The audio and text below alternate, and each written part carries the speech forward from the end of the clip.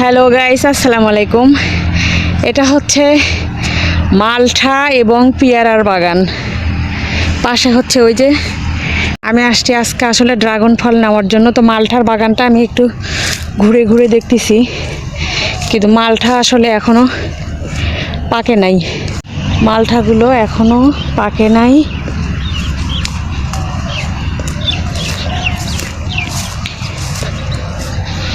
এগুলো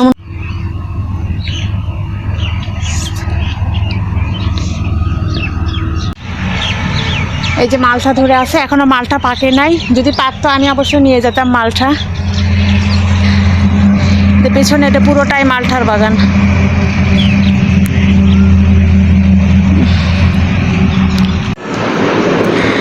একেবারে বাগান থেকে টাটকা গাছ থেকে পাড়ে নিয়ে আসলাম এই ড্রাগন ফল।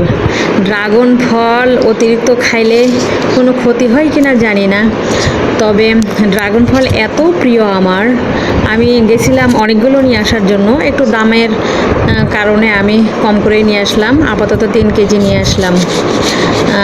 ওনারা রাখলো 160 টাকা কেজি। তো আসলে টাটকা ড্রাগন ফল একেবারে গাছ পাকা, মানে গাছে এইভাবে বাগানে একদম ড্রাগন পাকে পাকে আছে, সেখান থেকে উনি আমাকে পেড়ে দিল। এখানে 3 কেজি মতো আমি নিয়ে আসলাম। গেছিলাম আসলে 10 কেজি নেওয়ার জন্য, যদি একটু দাম কমায় রাখতো তাহলে আমি হয়তো 10 কেজি নিতাম।